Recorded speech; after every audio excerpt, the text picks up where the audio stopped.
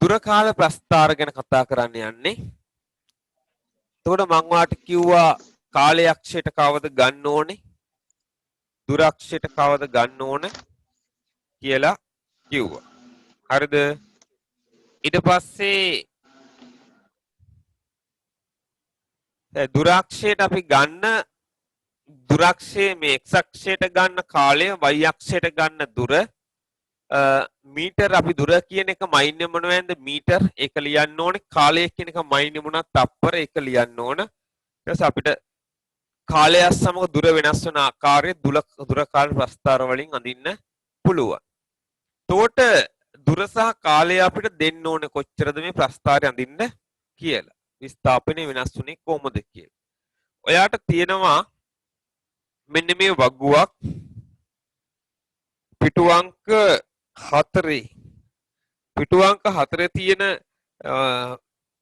දත්තේ වගුවක් දීලා තියෙනවා දුර සහ කාලය වෙනස් වන ආකාරය දුර කාලය වෙනස් වන ආකාරය ප්‍රස්ථාරගත කරන්නයි සූදානම් වෙන්නේ. එතකොට දැන් බලමු අපි කොහොමද දුර කාලය සමග වෙනස් වෙන්නේ කියලා.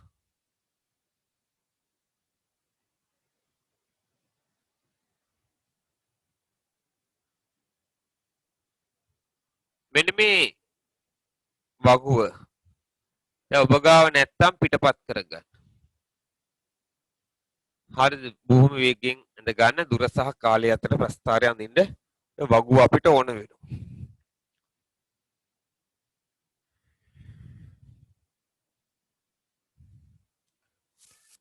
දැන් පුතේ මම අක්ෂ දෙක ඇඳ ගන්නවා. එකක් දුර අක්ෂය අනිත් එක කාලය අක්ෂය. අක්ෂ දෙක නම් කරන්න ඔයගොල්ලන්ගේ ටියුට් එකේ තියෙන ප්‍රස්ථාරය ඇඳලා දීලා තියෙනවා. ඒ ප්‍රස්ථාරයේ අක්ෂ දෙක නම් කරන්න එකකට දුර කියලා දාන්න. දුර දීලා තියෙන මොන වෙන්ද? කිලෝමීටර් වලින්. එතකොට ඇලේ ටිකක් ගැහුවා කිලෝමීටර් කියලා ලිව්වා. ඊට පස්සේ කාලය කියලා දැම්මා. කාලය කියලා දැම්මා මෙතනට. කාලය මොන වෙන්ද දීලා තියෙන්නේ? පැය වලින්. එච් අකුර දැම්මා. හරිද? හරි අගයන් ලකුණු කරන්නේ නැති. හොඳයි.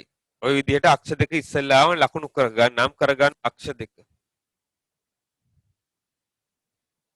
දැන් ඊට පස්සේ බලන්න කොහොම අගයන්ද දීලා තියෙන්නේ. කිලෝමීටර් 160 වෙනකන් දීලා තිනවා පැය 7ක් කාලයක්. කිලෝමීටර් 160 වෙනකන් මේක සමාන පරතර වලට බෙදන්න ඕනේ. එතකොට ඔය දීලා තියෙන අගයන් වලට නෙමෙයි බෙදන්නේ. අපි මෙතින් දාගන්න 0.0 මෙතන දාගන්න. කාලයේ බිඳුවේදී දුර බිඳුවයි. ඊට පස්සේ මේ දාමු කිලෝමීටර් 20න් 20 දාමු. 20යි 40යි 60යි 80යි 100යි මදි වෙයි නේද? හරි. තා ටිකක් පරතට අඩු කරලා ගමු අපි.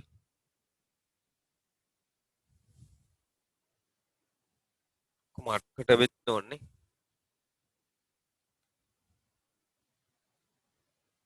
විස්සයි ඒ ප්‍රමාණයක්ම 40යි ඒ වගේ ප්‍රමාණයක් 60යි 80යි 100යි 120 140 160 කිලෝමීටර් කියලා තියෙනවා. ඊට පස්සේ අපි බෙදා ගන්නවා කාලය ඌ තරම් දිග තියෙන හින්දා 1යි 2යි 3යි 4යි 5යි 6යි 7යි රූල තියලා සමාන්තර පරතර වලට බෙදන්න සමාන පරතර මේ පරතරයයි මේ පරතරයයි සමාන වෙන්න ඕනේ නැහැ. කාලයේ පරතරයයි දුර පරතරයයි සමාන වෙන්න ඕනේ නැහැ. 1යි 2යි කාලයේ 3 කාලයේ 4 පැය 5 6 7 දැන් කාලය දුර මැනලා ලියන්න තියෙන්නේ. කාලය කොච්චරද දුර කොච්චරද කියලා ලියන්නයි තියෙන්නේ.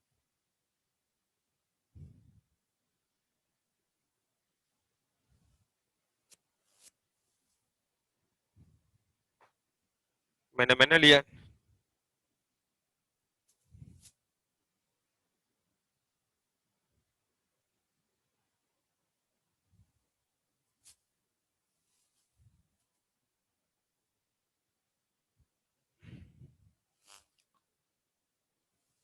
දාලා ලියනවා අපි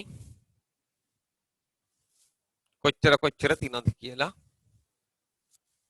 කාලයේ බිඳුවේදී දුර බිඳුවයි දීලා තියෙන වගුව අණුව. කාලයකදී දුර 20යි. ලකුණු කරගෙන යනවා මම.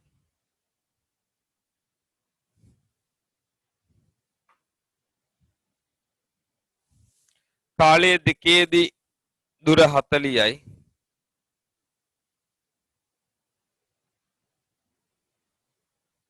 කාලය තුනේදී 40යි.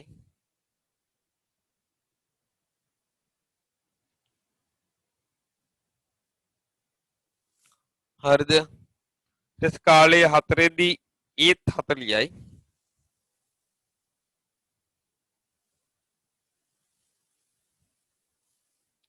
කාලය පහේදී 80යි.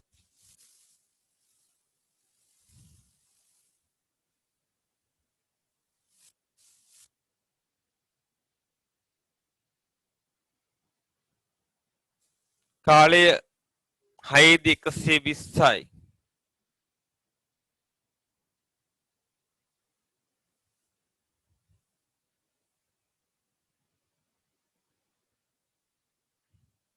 කාලය හතේදී 160යි.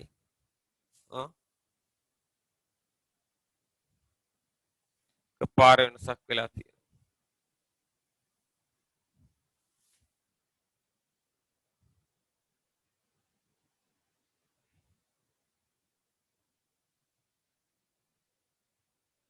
කසිය හැටයි. ඔන්න ඔහොම ලකුණු කරලා තියෙනවා. දැන් යා කරමු මේ ටික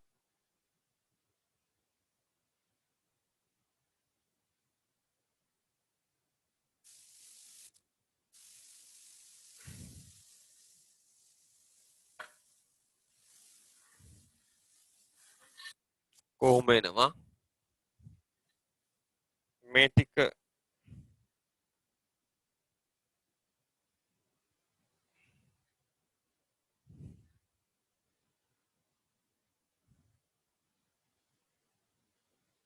ඔය ටික කොහොම වෙනවා.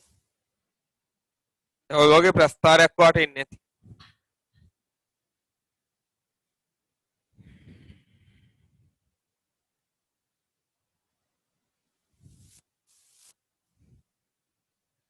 හරිද? හොඳයි. කොයි විදිහට ඇඳපු ඇත උස්සන්න.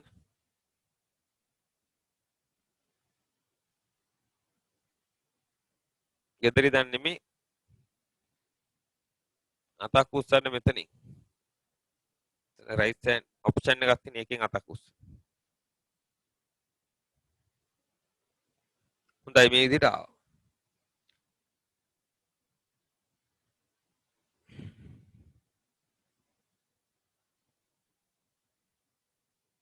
අනිත්‍යතාව නැද්ද?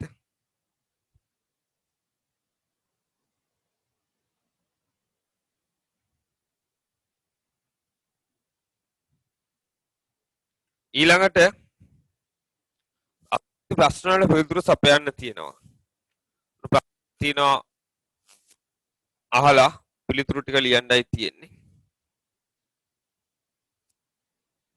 ඔව්.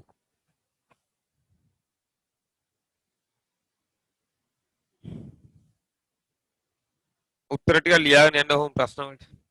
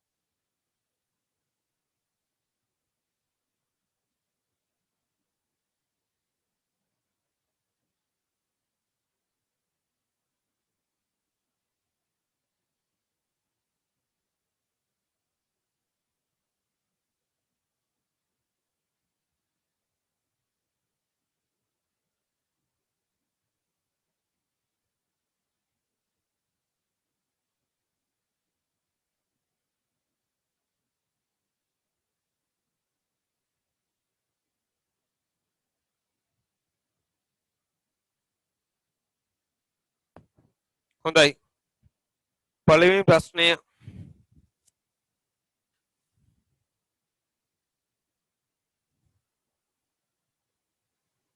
මෙහෙම අහනවා මෝටර රථය පැය දෙකක් අතර වේගය ප්‍රස්ථාරය ඇසුරින් සොයන්න. දැන් ළමයි ප්‍රස්ථාරය ඇසුරින් සොයන්න කිව්වාම ඒක ටිකක් වෙනස්ම විදියක්. ප්‍රස්ථාරය ඇසුරින් යමක් හොයන්න කිව්වහම ඒක ටිකක් වෙනස්. කියන්නේ හොයන ක්‍රමේ ප්‍රමණය ප්‍රස්ථාරය ඇසුරින් හොයන ක්‍රමයකුත් තියෙනවා. ප්‍රස්ථාරය ඇසුරින් නැතුව සාමාන්‍යයෙන් අපි චලිත සමීකරණ දාලා හොයන්නත් පුළුවන්. දැන් ඔය කියලා තියෙන චලිත සමීකරණ දාලා හොයන්න නෙමෙයි ප්‍රස්ථාරය ඇසුරින් හොයන්න කියලා. දැන් කොහොමද අපි ප්‍රස්ථාරය ඇසුරින් හොයන්නේ? අන්න ඒක ඉතා වැදගත්.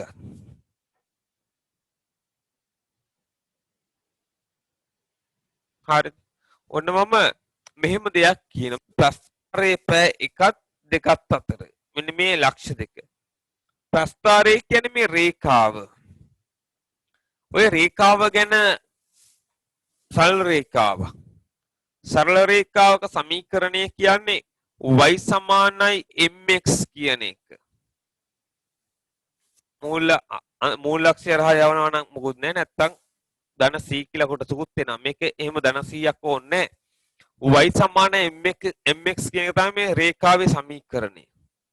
එතකොට මේ රේඛාවේ ප්‍රස්ථාරය කියන්නේ y වලටවත් x වලට ඒ දෙකෙන් හැදින්නේ තමයි. නමුත් මේ රේඛාවේ ස්වභාවය. ඒ රේඛාවේ ස්වභාවය කියන්නේ m අනුක්‍රමණය කියන එක. දැන් ප්‍රස්ථාරය ඇසුරින් වේගය හොයන්න කිව්වහම අපි y වලින් කියවෙන්නේ දුර, x වලින් කියවෙන්නේ කාලය, දැන් m වලින් කියවෙන්නේ මොකද්ද කියලා අවබෝධ කරගන්න ඕන. අපි m වලින් කියවෙන්නේ මොකද්ද කියලා අපිට ස්ථිරවම කියන්න බෑ. ඒ නිසා අපි m තනි කරලා බලනවා. m සමානයි y බෙදීම x කියලා අපිට උක්ත කරගන්න පුළුවන්. m උක්ත කරගන්න පුළුවන්. හරිද? m සමානයි y බෙදීම x කියලා. y මයින්නේ දුර, x මයින්නේ කාලය. එතකොට දුර කාලයෙන් බෙදුවහම අපිට හම්බෙන්නේ වේගය. එහෙනම් ප්‍රස්ථාරය අනුක්‍රමණය හෙව්වහම අපිට ලැබෙන්නේ වේගය. දුර කාලයෙන් බෙදෙන්නේ ඒ කියන්නේ වේගය හම්බෙන්නේ. ප්‍රස්ථාරය අනුක්‍රමණය හොයනවායි කියන්නේ වේගය හම්බෙනවා කියන එක තමයි තව විදිහකින් කිව්වොත්. ඕක ලියල් තියාගන්න පැත්තකින් ඔය ප්‍රස්ථාරය ඉස්සරහෙන් ඔයාලා ලියන්න පුළුවන්. m සමානයි y බෙදීම x. හරිද? එතකොට m වලින් මෙතනදී ලැබෙන්නේ වේගය. දැන් ප්‍රස්ථාරයෙන් ප්‍රස්ථාරයට වෙනස් වෙනවා. හැම එකෙම m වලින් වේගය හම්බෙන්නේ නැහැ. මේ ප්‍රස්ථාරයේ බැලුවොත් වේගය හම්බෙන්නේ. දුර කාල ප්‍රස්ථාරයක අනුක්‍රමණයෙන් වේගය ලැබෙයි කියලා පැත්තකින් ලියලා තියාගන්න ඕක ලියලා.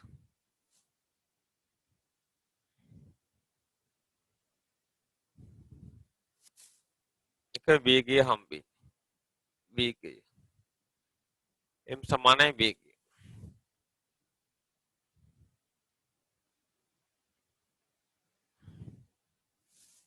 m සමානයි වේගය හම්බෙනවා.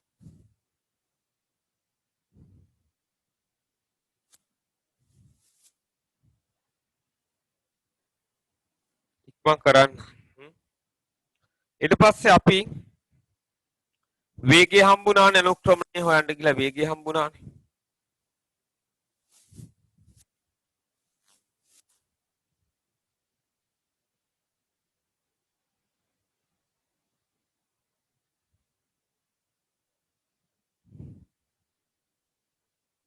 ඊළඟට මින්හා කතා කරගෙන යමු. එක හරි. දැන් මේකේ අනුක්‍රමණය අපි හොයන්න ඕනේ. දැන් කොහොමද අනුක්‍රමණය හොයන්න ගණන් පන්තිය කියලා දුන්නේ? අනුක්‍රමණය හොයන්න අපිට අවශ්‍ය වෙනවා ඛණ්ඩාංක දෙකක්.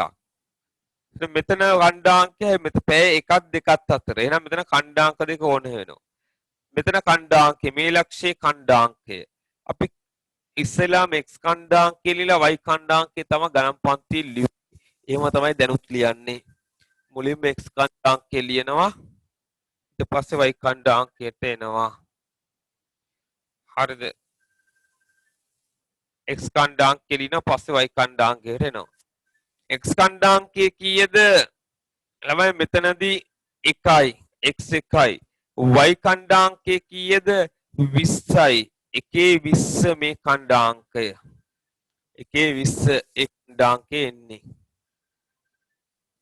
හරිද? ඊට පස්සේ අපි මොකද කරන්නේ? ඊළඟට ඊළඟ කණ්ඩාංකය ගන්න ඕනේ. කොතනද? මෙතන කණ්ඩාංකය. මොකද්ද එතන කණ්ඩාංකය? දෙකේදී. කාලයේ දෙකේදී විස්ථාපනය 40යි. 2/40 ඊළඟ කණ්ඩාංකය. කණ්ඩාංක දෙක ලියාගත්තා. ලියාගෙන දැන් හොයන්නයි යන්නේ. අපි සුපුරුදු සමීකරණය y සමානයි mx ඊට පස්සේ ළමයි x මෙහෙට ගත්තා m සමානයි y බෙදීම x එතකොට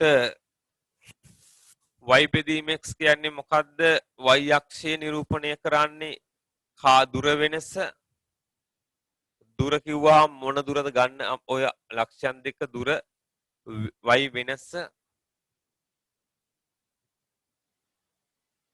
බෙදීම x වෙනසනේ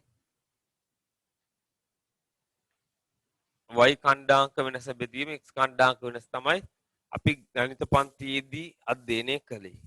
දැන් xy වෙනුවට නමක් දීලා තියෙනවා. හරිද xy වෙනුවට නමක් දීලා තියෙනවා. මොකක්ද දීලා තියෙන නම?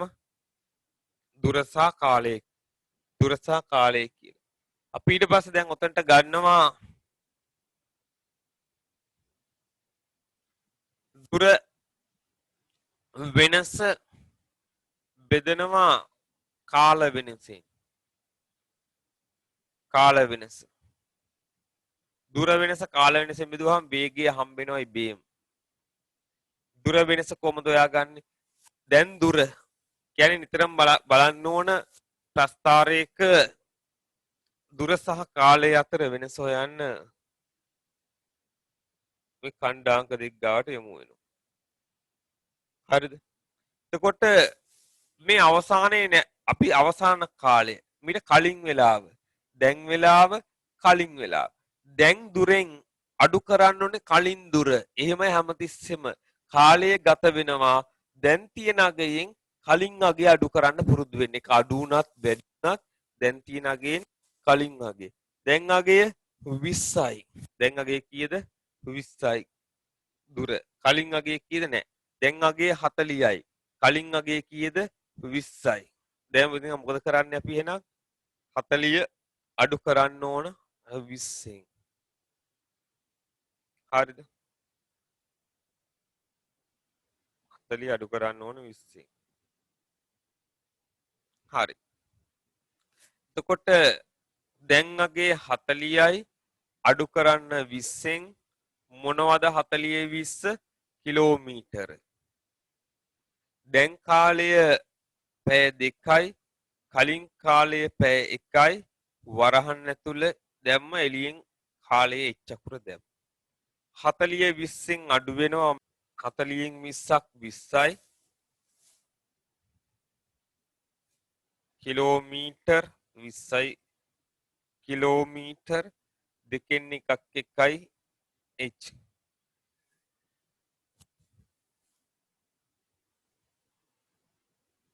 එකයි ඊට පස්සේ 20 එකෙන් බෙදුවාම 20යි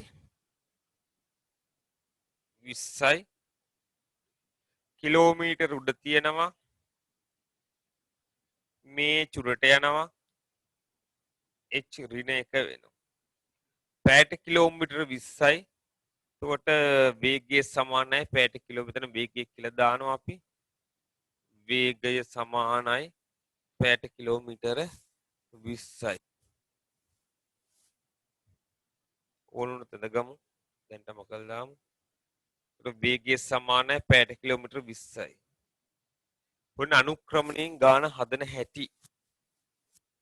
දැන් හදාගෙන ගියාද නැත්නම් මුලින් දැන් ආයෙ පෙන්නන්නද? සර් මුලින් ඉඳන් ආයෙ පෙන්නන්නකෝ. ඉස්සෙල්ලාම අපි කරන්නේ ළමයි අනුක්‍රමණය කියන්නේ මොකක්ද කියලා හොයාගත්තා. එතකොට y කියන්නේ දුර, x කියන්නේ කාලය. එහෙනම් m කියන්නේ මොකද්ද? y බෙදීම x. එතකොට m කියන්නේ මොකද්ද? y කියන්නේ දුර වෙනස, x කියන්නේ කාල වෙනස. දුර වෙනස කාල වෙනසෙන් බෙදුවහම අපිට හම්බෙන්නේ වේගය හම්බ වෙන්නේ. දුර වෙනස කාල වෙනසෙන් බෙදුවහම වේගය හම්බ වෙනවා. දැන් ඊළඟට අපි මොකද කරේ? එහෙනම් දුර වෙනස හොයා ගන්න ඕනේ. කොහොමද දුර වෙනස හොයාගන්නේ? අර කියලා තියෙන කාල පරතරයන්ගේ දුර හොයා ගන්න ඕනේ. ඒක අපිට කියලා තියෙන මිනිත් පැය 1ක් 2ක් අතර දුර හොයා ගන්න කියලා. ඒකට පැය 1ේදී දුර අපිට එනවා 20යි මීටර්. පැය 1ේදී මීටර 20ක්. හරිද? පැය 2ේදී මීටර 40ක්.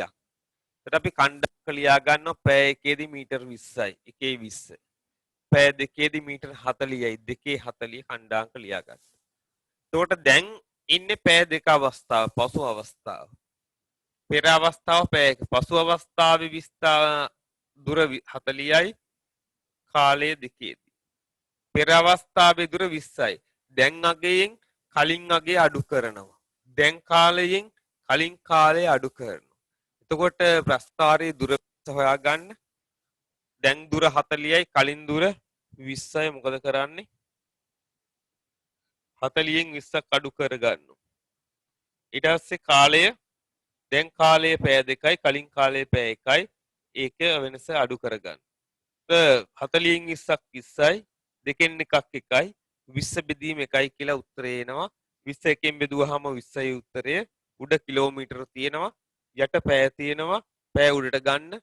පැයට කිලෝමීටර 20ක් කියලා උත්තරේ ලැබෙනවා ඔයාට. එයාටයි කියලා දෙන්න ඕනද? නැහැ සර්. හරි ආයෙ බලා ගන්න. මේක ළමයි ඔව් සර් හදන්නේ තව එකපාරක්. හරි. මේ සාමාන්‍යයෙන් අපිට වේගය හොයන්න කිව්වහම දුර බෙදලා කාලයෙන් වේගය හොයන්න කවුරුත් දන්නවා. දැන් මෙතන මේ කියන්නේ එහෙම කතාවක් නෙවෙයි. මෙතන මේ කියන්නේ මොකද්ද? දුර කාලයෙන් බෙදලා වේගය හොයන්න නෙමෙයි මෙතන කියන්නේ. මෙතනදී අපි බලන්නේ ප්‍රස්ථාරය අනුක්‍රමණයෙන් වේගය හොයාගන්න විදිය. ඒකට ඒක අනුක්‍රමණය හොයන ක්‍රමයක් තියෙනවා.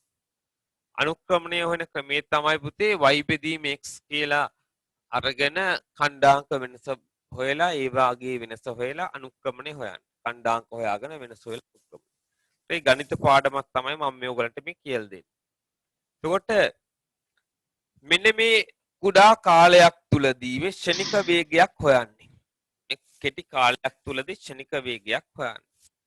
ඒක කරන්නේ කොහොමද? මේ වගේ කුඩා කාල පරතරයක් දුන්නාම මෙන්න මේ රේඛාවේ ආනතිය තමයි මේ ප්‍රස්ථාරයේ වේගය කියලා කියන්නේ. මේ රේඛාවේ ආනතිය අපි හොයාගන්නේ කොහොමද? ආනතිය කියන්නේ අනුක්‍රමණය කියන්නේ. මේ ආනතිය කියන්නේ අනුක්‍රමණය. ඒකට මේ ආනතිය රඳාපවතින්නේ y මතයි x මතයි. y සමාන mx. x මේ පැත්තට ගත්තොත් මොකද වෙන්නේ? y බෙදීම x සමානයි m. මේ ආනතිය හේවත් අනුක්‍රමණයට හම්බ වෙනවා. මේ ආනතිය කියන්නේ වේගය. එතකොට y එක එක ආගයන් තියෙනවා. එතකොට මෙන්න මේ චූටි කෑල්ලේ y වෙනස මේ චූටි කෑල්ලේ ආනතිය හොයන්නේ කොහොමද? මේක ත්‍රිකෝණයක් ගත්තොත් මේ අතර මෙහෙම ඇදලා මේ අතර මෙහෙම ඇද්දා. මම ටික ලොකු කරලා මෙතනින් අද ගන්න. ඔය රේ ප්‍රස්ථාර රේඛාව මෙහෙම ගත්තොත්. දැන් මෙතන තියෙනවා ළමයි එක දුරක්. මෙතන තියෙනවා තව දුරක්. එතකොට මේ වැඩි වෙච්ච දුර හොයාගන්නේ මෙන්න මේ ටික. මේ y කියන්නේ වැඩි වූ දුර. එතන මෙතන තියෙනවා එක කාලයක්. මෙතන තියෙනවා තව කාලයක්. එතකොට මෙන්න මේ වැඩි වෙච්ච කාලය හොයාගන්නේ කොහොමද? ඒ ටික තමයි x අක්ෂයෙන් හොයාගන්නේ. එතකොට මෙන්න මේ දුර වෙනස කාල වෙනසෙන් බෙදුවා නම් මේ වේගය හොයාගන්න පුළුවන්. මෙතන දුර කීයද? මෙතන දුර කීයද? මෙතන දුර 40යි. මෙතන දුර 20යි. හරිද? මෙතන දුර 20යි. එතකොට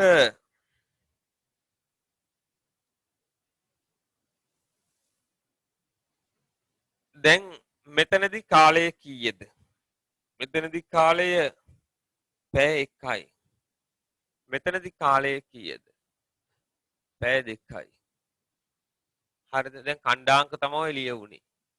මෙතනදී කාලය පැය 2 දුර 40යි. කාලය පැය 1 දුර 20යි.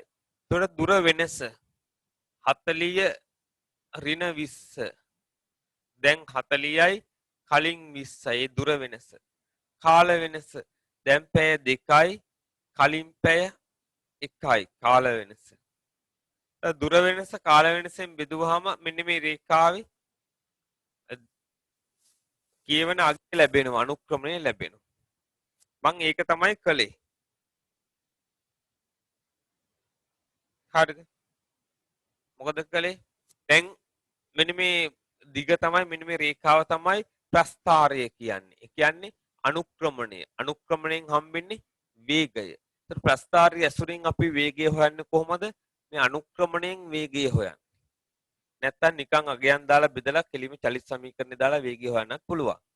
ප්‍රස්ථාරයෙන් හොයන්නත් පුළුවන්. එතකොට දැන් දුර කීයද? 40යි. කලින් දුර කීයද? 20යි. 40 ඍණ 20 දුර වෙනස ගත්තා. 40 ඍණ 20. දැන් කාලය කීයද? පැය 2යි. කලින් කාලය පැය 1යි. කාල වෙනස ගත්තා. 2 ඍණ 1. දුර වෙනසෙන් කාල වෙනස බෙදුවාම ඒ පොඩි පරතරය තුලදී වේගය ශනික වේගය හම්බ වෙනවා. එතකොට 20න් 1 බෙදනවා වේගය අපිට එනවා 20යි පැයට කිලෝමීටර් කියලා. ඔන්න ඔමයි ප්‍රස්ථාරය ඇසුරින් වේගයක් හොයන්නේ. ඔක දිගටම ඕනේ. ප්‍රස්ථාරය ඇසුරින් හොයන්න කිව්වොත් ඔය ක්‍රමයට යන්න වෙනවා. නැත්තම් හොයන්න කිව්වොත් ඔයා දුර හොයාගෙන වේගය බෙදලා දුර බෙදීම කාලය කියලා දාලා වේගය හොයන්න පුළුවන්. හරිද? අපි යනවා ඊළඟ කොටසට. එතන හදාන්න ඉඩ තියෙනවා ඔයගලන්ට අවශ්‍ය නම්. මෝටර රථයේ නිසලව සිටි කාලපරාසය කොපමණ? දැන් කොහොමද නිසලව සිටි කාලපරාසය හොයාගන්නේ? මම මේක මකන්නද? දැන් නොතේරිච්ච කට්ටියට අවබෝධ වුණාද? ඔය පළවෙනි ගාන ඔය වගේ ඒවා 3-4ක් හදද්දී සමහර අයට අවබෝධ වෙනවා ළමයි. 3-4ක් හදුවාම ඇඟට කාවදිනවා මේක මෙහෙමයි හොයන්නේ කියලා. එකපාරින්ම අවබෝධ නොවෙන්න පුළුවන්. ඔය අවබෝධ උනායි කියලා හිතන් ඉන්න අයට සමහරලාට එකපාරින්ම ඔලුවට ගිහිලා නැති වෙන්න පුළුවන්. ඔය වගේ ප්‍රශ්න 5ක් විතර සුළු කරනවා. එතකොට ඔයාට නිකම්ම ඔක ඇඟට පත්තියන් වෙනවා. තව චුට්ටයි මුකෝ එකපාරම බෑනේ කොයි දේ කරගෙන බෙහෙත් වුණා දවස් දෙක තුනක් බොන්න එපා ඇඟට අල්ල. හරිද? හරි. එකපාරින් ඇඟට අල්ලන්නේ ළමයි පරලෝ සැපත්තන බෙහෙත් තමයි බීපු ගමන් අල්ලනවා එතනින් ඉවරයි. හරි. එතකොට කාලපරාසය කොපමණද? පැය 5ක් නිසලව සිටි කාලපරාසය. නිසලව හිටිනවා කියන්නේ කාලයේ ගත වෙනවා දුර වැඩි වෙන්නෙත් නෑ අඩු වෙන්නෙත් නෑ එතනම නැවතිලා ඉන්නවා. එතකොට මෙතන කාලය ගත වෙනවා දුර වැඩි වෙනවා. කාලය ගත වෙනවා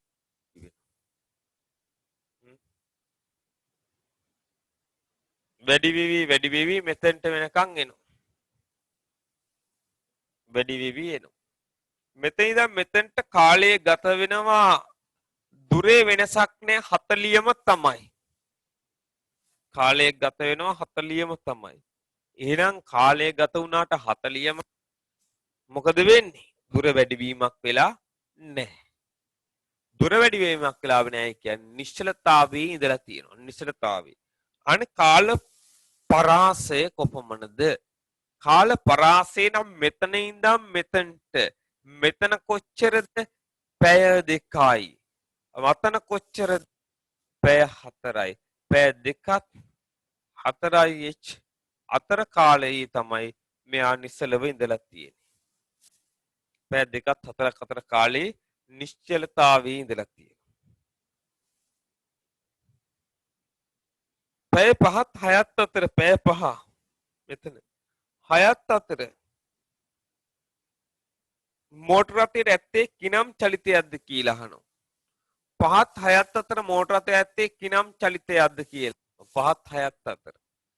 එතකොට අපිට මෙතන ඉඳන් මෙතනට කිනම් චලිතයක්ද? අපිට පේනවා ළමයි 5 ඉඳන් 6 වෙනකන් දුර වැඩිවීමක් තියෙනවා. සරල රේඛාවන් ඒකාකාරව දුර වැඩි වෙනවා. ඒකාකාරව දුර වැඩි වෙනවා නම් ඒක වේගයක් තියෙනවා. එතන මොකක්ද තියෙනවද? වේගයක් තියෙනවා. කිනම් චලිතයක්ද ඒකාකාර වේගයක් පවතී. කොහොමද ලියන්න ඕනේ? ඇයි ඒකාකාර කියලා මට කියන්න පුළුවන් උනේ? ඒකාකාර කියලා කියන්න පුළුවන් උනේ මේක මොන රේඛාවක් නිසාද? මෙයා සරල රේඛාවක් තමයි මම ඒකාකාර කියලා කිව්වේ. සරල රේඛාවක් නොවන ඒකාකාර කියලා කියන්න බෑ මට. ඒ නිසා මම ඇත්තටම මේක සරල රේඛාවක් සොයලා ලියන්න ඕනේ. මෙතන මෙතෙන්ට කාලය ගත වෙනවා, දුර වැඩි වෙනවා. ඒ කියන්නේ ඒකාකාර ප්‍රවේගයක් පවතිනවා. සරල රේඛාවක්නේ. එහෙනම් ඒකාකාර ප්‍රවේගයක් පවතිනවා. ලියන්න ඒකාකාර ප්‍රවේගයක් කියලා.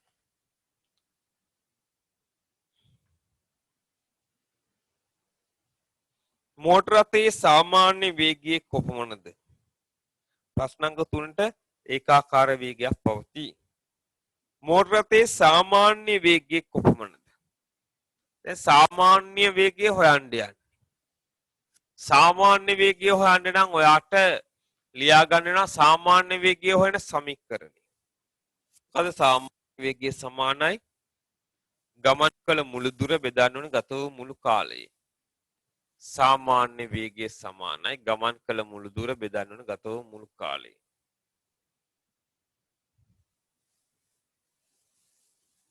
සාමාන්‍ය වේගය සමානයි ගමන් කළ මුළු දුර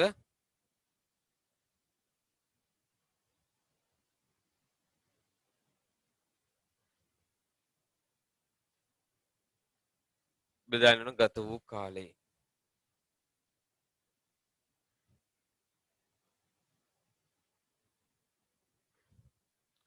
ගමන් මුළු දුර කොච්චරද කියලා හොයාගන්න ගත වූ මුළු කාලය. දැන් ළමයි මේ එකම වේගයකින් ගමන් කරන මෙතන එක වේගයක් නිසල වෙටි ආයේ වේගය වැඩි වුණා. ඕම කොහොම හරි කිලෝමීටර් 160ක්ම ගියා එයා. එයා ඔක්කොම සදා පැය 7ක කාලයක් ගත කරා. හරිද? එතකොට මේ ඔක්කොම සඳහා ගියා කිලෝමීටර් 160ක් අන්තිම වෙනකොට. පැය 7ක කාලයක් ගත වුණා. බෙදෙයිද දන්නේ බෙදලා බලමු. 160 අතෙන් බෙදන්න 14ට 2යි. දෙකක් ඉතුරුයි. 20ට ආයෙත් 2යි. 14යි. 6ක් ඉතුරුයි. 60ට 7 ඒවා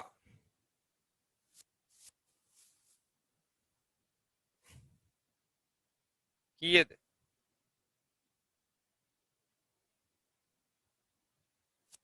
49ට 7යි. 56ට 8යි. 4ක් ඉතුරුයි. 40ට 35ට 5යි. ඔය මදයි බෙදෙන්නේ නැහනේ. කිලෝමීටර් උඩ ඉන්නවා යට ඒ චුරට ගන්න ඍණ h වෙන 22.8යි 5යි. පැයට කිලෝමීටර් 22.8යි 5යි. බිංදුවයි 1යි 2යි 3යි 4යි 5යි 6යි. දුර මීටර්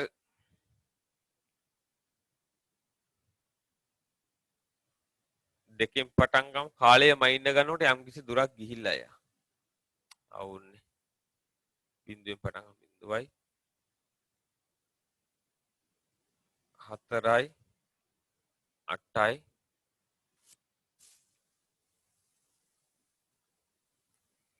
8යි 10යි 12යි 14යි.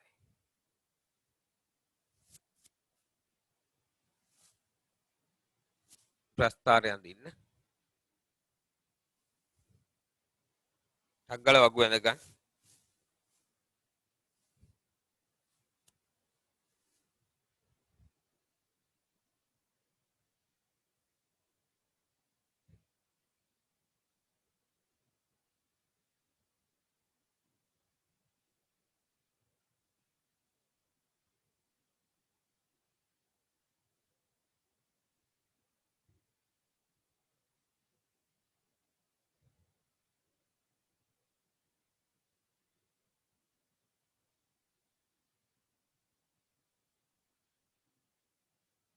පැයට කිලෝමීටර වෙනකොට kmph දාන්න පුළුවන්ද කියලා අහලා තියෙනවා. පුළුවන් ළමයා මෙහෙම කළා.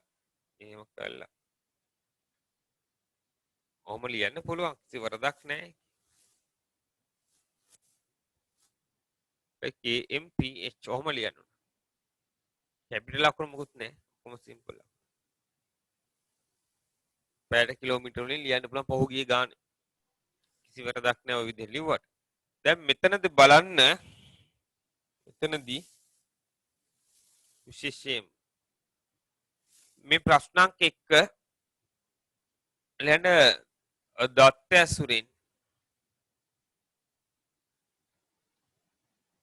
ඇසුරින් මොනවා කරන්නද? ප්‍රස්ථාරයක් ගොඩනගන්න.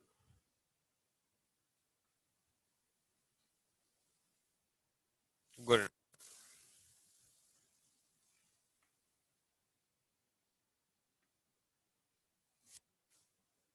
දෙක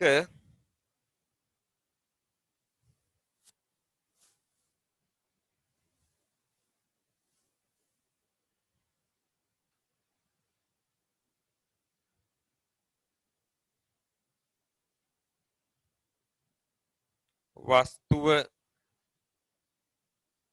නිසලව සිටි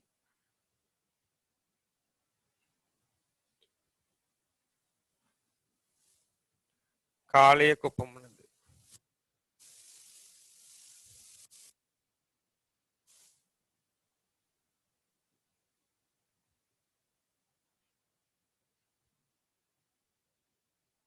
වස්තුව නිසලව සිටි කාලය කොපමණද?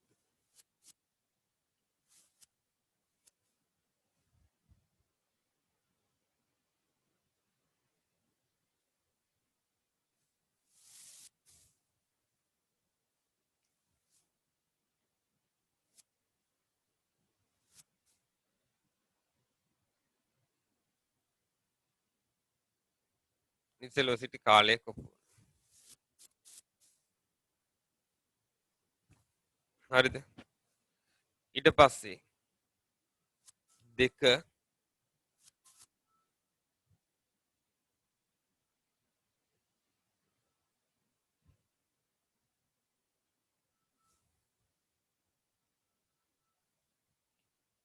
තුන තත්පර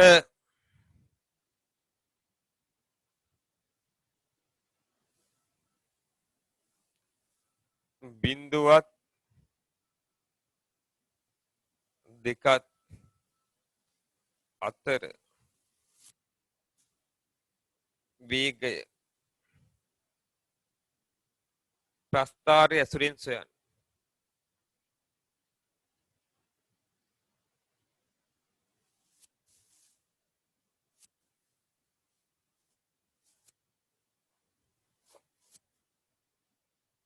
hello කියන්නේ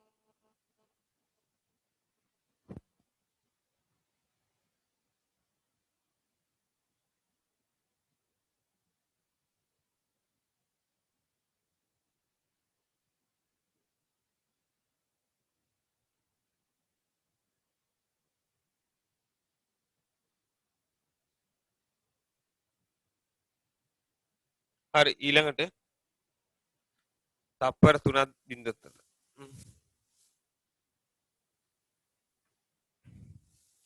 ප්‍රස්ථාරයේ ඇසුරින් සොයන්න.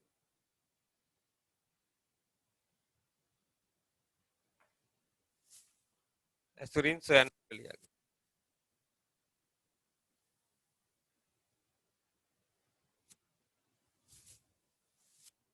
ඊළඟට 4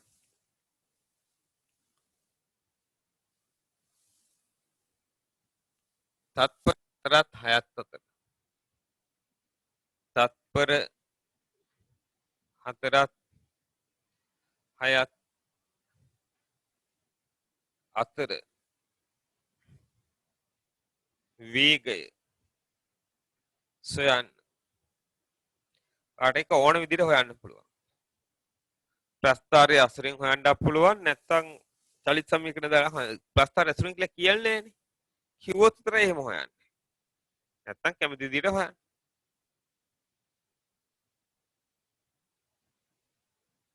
අන්තිම ප්‍රශ්නය.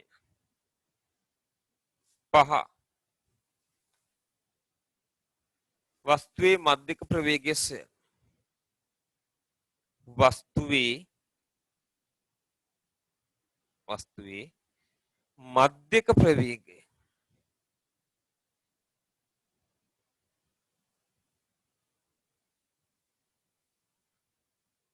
සොයන්න.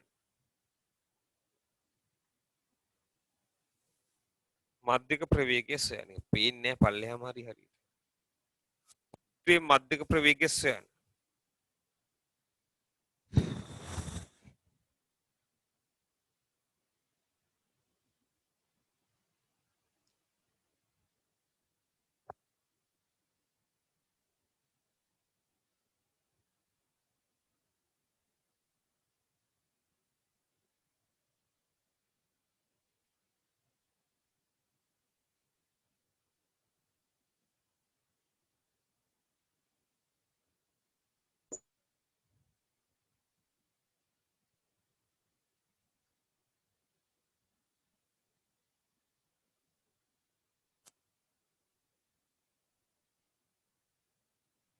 හොයන්න තියෙන්නේ.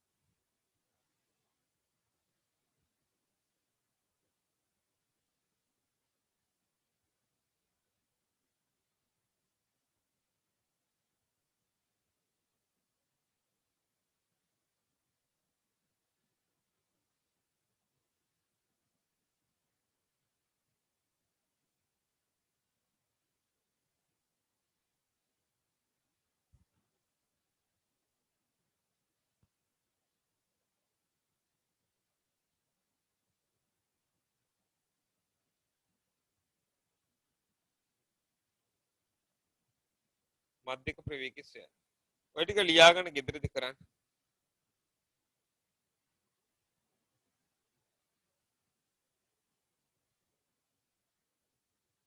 මිනිත්තු 5කින් යනවා ප්‍රවේග කාල ප්‍රස්ථාර. නෙමෙයි විස්ථාපන කාල ප්‍රස්ථාර.